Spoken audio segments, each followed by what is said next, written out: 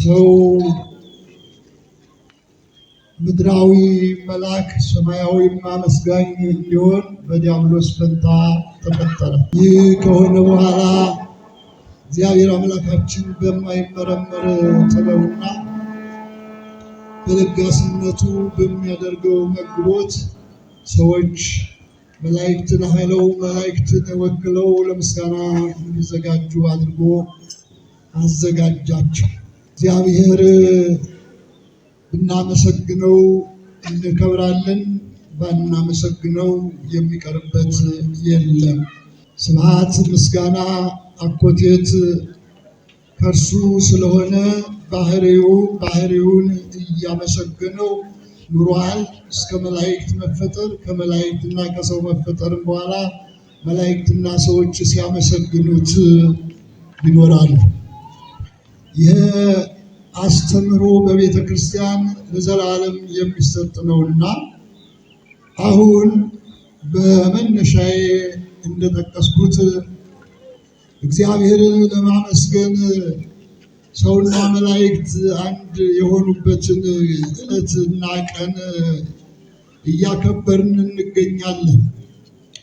ፋሳ በማኅፀን ተጀመረ ብለው ሊቃውንት ያስተማሩት አስተምሮ ከማኅፀን ወጥቶ በዚህ ምድር ላይ አደረ ከመ ምስኪን እምሰማያት ወረደ፣ ከሰማይ ወርዶ ንጽሕት ቅድስት ክብርት ከምትሆን ከእመቤታችን ከቅድስት ድንግል ማርያም ከሥጋዋ ሥጋ ከነፍሷ ነፍስ ነስቶ ተወለደ።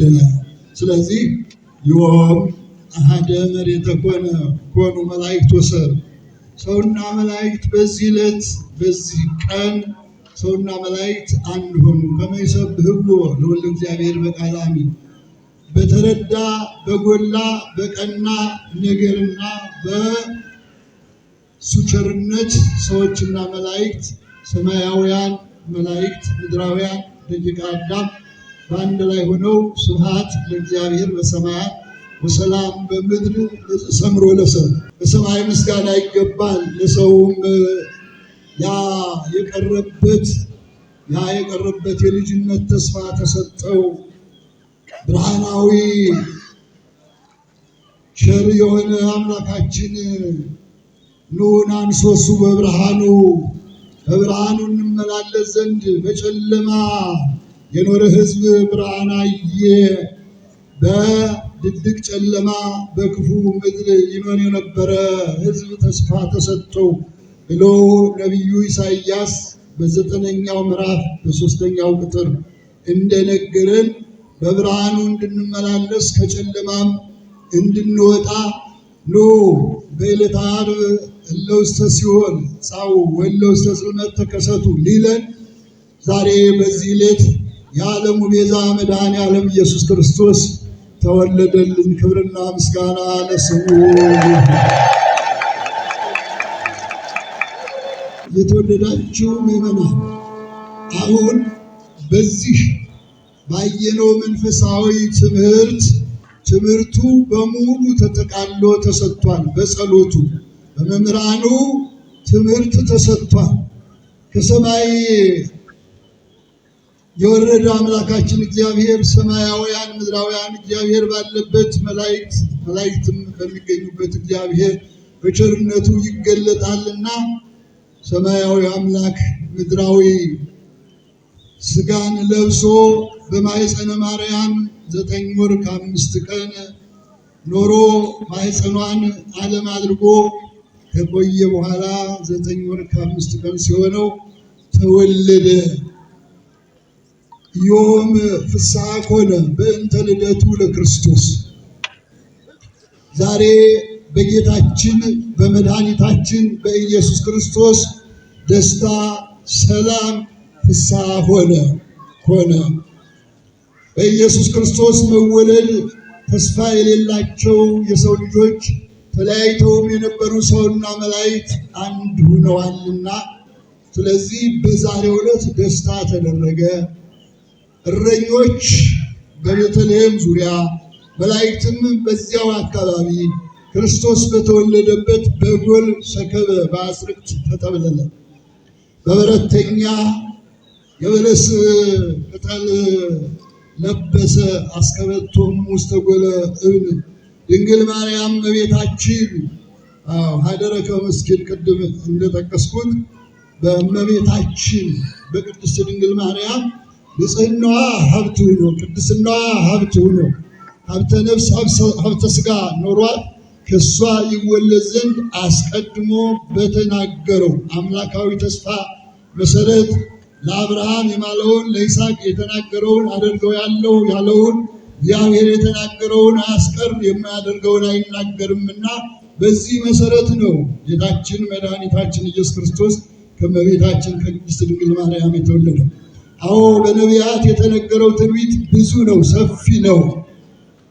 ወይትባረኩ አሕዛበ ምድር በዘርከ በዘርህ የምድር ነገሮች ሁሉ ይባረካሉ ብሎ ለአባታችን ለአብርሃም የነገረውን ተስፋ ለመፈጸም በዚያውም ላይ እግዚአብሔር አምላካችን ለአዳም ኮነ ከመ አሐዱ እምኔነ አዳም ከኛ እንዳንድ ሆነ ብሎ አስቀድሞ ሰው እግዚአብሔርነትን እንደሚያገኝ እንደሚሆን በተናገረው ተስፋ መሰረት ነው ይህ የዛሬውን ዕለት ያየ ነው። በዚያውም ላይ ነቢዩ ኢሳይያስ ናሆ ድንግል ትጸንስ ወትወልድ ወልደ ወትሰምዮ ስሞ አማኑኤል፣ እነሆ ድንግል በድንግልና ጸንሳ በድንግልና ትወልዳለች፣ ስሙንም አማኑኤል ትለዋለች።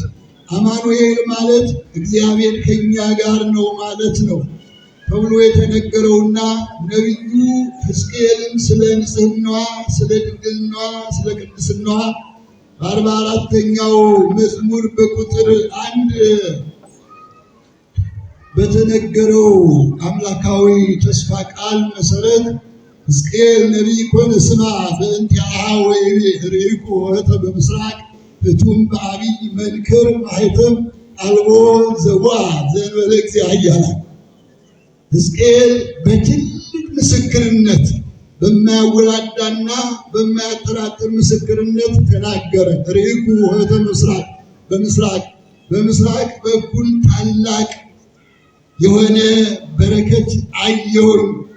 ኆኅተ ምስራቅ የምስራቅ ደጅ በሆነችው እርሱ ጌታ ሲወለድ አየሁት። ሲወለድም ማኅተመ ድንግልናዋ እንዳለ በድንግልና ጸንሳ በድንግልና እንደምትወልደው ተመለከትኩ ብሎ በተናገረው መሰረት ይህ ተስፋ ተፈጽሟል። የተወደዳችሁ ምዕመናን፣ ይህ እንግዲህ የጌታችን የመድኃኒታችን የኢየሱስ ክርስቶስ የልደቱን ነገር ስንናገር ነው።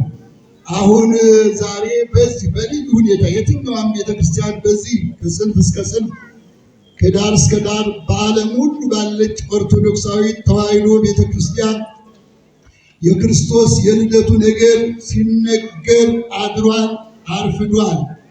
የዚህ ጉዳይ ዋናው መሰረታዊ ነገር ላይበድል ይችል የነበረው የሰው ልጅ በድሎ ላይሞት ሲችል ሞቶ አዳምና የልጅ ልጆቹ 5500 ዘመን በእግረ አጋንንት በመንጸፈ ደይን ሲቀጠቀጡ የኖሩ ስለሆነ እግዚአብሔርም ደግሞ የተናገረውን አዳም ሆነ ከመ አሐዱ እምኔነ አዳም ከኛ እንዳንድ ሆነ ያለውን ቃል ለመፈጸም ለእመቤታችን በተናገረው ከልጅ ልጅ ተወልጄ ከሰማያት ወርጄ አድናለሁ ባለው መሰረት የገባውን ተስፋ ለመፈጸም እግዚአብሔር የተናገረውን ስለማያስቀር መጥቶ ተወለደ። ይህ ከሆነ በኋላ አስቀድሞ ነቢያት የተናገሩት ብዙዎቹም አንሳ ይለከ ወነአድኅነነ አምላከ ኃያላን ቢጠነ፣ አቤቱ አምላካችን ፈጣሪያችን ሆይ አንተ ና ተነስ አድነን እርዳን፣ ከጠላታችን ከሰይጣን ከወደቅንበት መውደቅ አንሳን እያሉ ሲለምኑ ሲጸልዩ ኖረዋልና ያንን ተስፋ ለመፈጸም ጊዜው በደረሰ ጊዜው አመበጽሐ ጊዜው ፈኖ ወልዶ ወተወልደ እምብእሲት ገላትያ 4 ላይ የተጻፈው ቃል ጊዜው በደረሰ ጊዜ አምላካችን እግዚአብሔር የተናገረውን ቃል ለመፈጸም ከሰማየ ሰማያት ወረደ። ንጽሕት ቅድስት ልዩ ከምትሆን ከእመቤታችን ከድንግል ማርያም ተወለደ። ክብርና ምስጋና ለስሙ ይሁን። እንግዲህ አይደለም እኔ ኮልታፋው ማንም ሰው ይህንን ነገር ተናግሮ የማይጨርሰው በአምላካዊ ቸርነቱ ያደረገው ምሕረት ስለሆነ ዓለምን ከፈጠረበት ጥበቡ ሰው ሆኖ ዓለምን ያዳነበት ጥበቡ ይረቃል ይበልጣልና በዚሁ መሰረት አምላካችን እግዚአብሔር ሰው ሆኖ አድኖናል። ስላዳነን ክብርና ምስጋና ለእርሱ ይሁን። ቸርነቱ ምሕረቱ ይብዛል።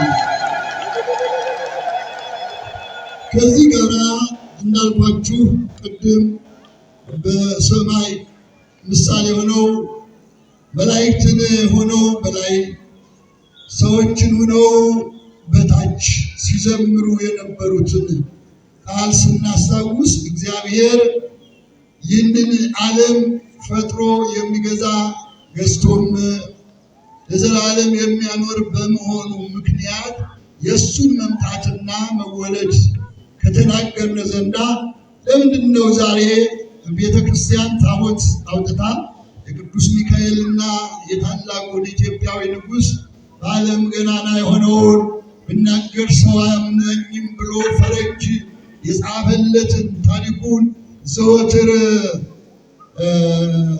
ሞት ሕንፃ ላሊበላ ኩለሄ እንግዳ ተብሎ የተነገረውን የቅዱስ ላሊበላን 10 አብያተ ክርስቲያናት ማንነት ተከትሎ መላእክት እየረዱት ያነጸ ወደ ሰማይ ሄዶ ከሰማያዊ አምላክ በቸርነቱ መላእክት 7ቱን ሰማያት እያሳዩት እያስጎበኙት አስጎብኚ ሆነውት ይዘውት ከፈጣሪ ፊት ሄዶ ፈጣሪ ፊት ሲቆም ገለባ በእሳት ፊት መቆም እንደማይችል ቅዱስ ላሊበላ ምንም ማድረግ ባይችል ወድቆ በጉልበቱ ተንበርክኮ በፈጣሪ ፊት እንደሰገደና በእግዚአብሔር ፊት የተሰጠውን ቃል ኪዳን ለመፈጸም ይህንን ሁላችን የምንኮራበትን ቤተክርስቲያን እንደሚሰራ የተነገረው ሰው የተወለደው በዚህ ዕለት ነው። ቅዱስ ላሊበላ ይህንን የላሊበላን ልደት ስናከብር ዓለም በሙሉ የሚደነቅበትንና ዓለም በሙሉ የሚገረምበትን ታሪክ ይዘን ነው። ዝም ብለን ይህንን በዓል አናከብረው። የቅዱስ ላሊበላ ልደት ከክርስቶስ ልደት ጋር አንድ የሆነው ቅዱስ ላሊበላ በእግዚአብሔር ፊት የተወደደና የተከበረ ጻድቅ ንጉሥ፣ ካህን፣ አገልጋይ፣ ፈጣሪውን የሚፈራ ሕይወቱን በሙሉ ለምጽዋት ቤተሰቡን ሳይቀር ለምጽዋት የሰጠ ትልቅና ጻድቅ ንጉሥ የተወለደበት ነው። ላሊበላ ማለት ማር በላ ማር ማለት ማር ማለት ነውና ላሊበላ በንብ ተከቦ የተወለደበትን ዕለት እናስባለን። ንብ ሰሪውን አወቀ ተብሎ የተተረጎመለትና የተነገረለት ቅዱስ ላሊበላ የተወለደው በዚያች አሁን ሕንፃ ቤተ ክርስቲያኑ ባለበት ዓለም በሚጎርፍበት ቦታ በሩሃ ነው።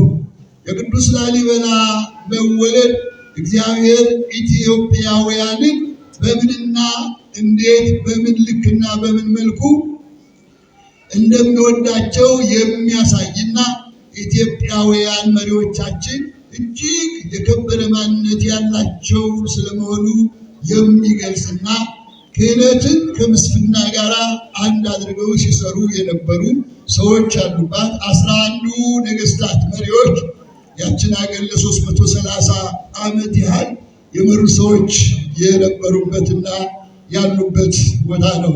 የታሪክ አጋጣሚ ሆኖ አባታችን ለብዙ ዘመናት መላከ ሰላም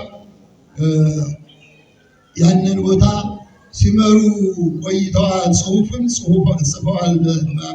አባ ገብረ ኪዳን ማለት ነው። እና ታሪኩ ሰፊና በጣም የሚደንቅ ታሪክ ያለው ነው። የታሪክ አጋጣሚ ደርሶኝ እኔም ጭንጋፉ አገልጋይ እዛ ቦታ የተወሰነ ጊዜ ለማገልገል እድሉ ገጥሞኛል። ገድሉም ታትሞ ሲሰራጭ ነው የኖረው። እድሉም ደርሶ ገድሉን ለማሳተም የቻልኩት በዚሁ የታሪክ አጋጣሚ ነው እና የቅዱስ ላሊበላ ልደት በዚህ መልኩ ተወልዶ ዓለም በሙሉ ታሪኩን እንዲያውቀው ተደርጓል። የመናን ወገኖች ታሪኩ ሰፊ ነው። የዛሬውን ትምህርት ቅድም እንዳልኩት ነው በእኔ አንደበት ተገልጦ የሚያልቅ አይደለም። ነገር ግን እግዚአብሔር አምላካችን በቸርነቱ በፊቱ እንድንቆምና ይህንን በዓል የቅዱስ ላሊበላን ልደትና የክርስቶስን ልደት አንድ ላይ እንድናከብር ፈጣሪ ከፍጡር ጋር እየተመሰገነ ፈጣሪ የባህሪው ነው፣ ፍጡር ደግሞ በጸጋ የሚመሰገንበትን በዓል ነው የምናከብረውና እንኳን ኦርቶዶክሳውያን ሆን እንኳን እንደነዚህ አይነት ጻድቆች ቅዱሶች ተገኙልን። እኔ ቅዱስ ነኝና ቅዱሳን ሁኑ ብሏልና ለስም አጠራሩ ክብር ይግባው። ይቆያል።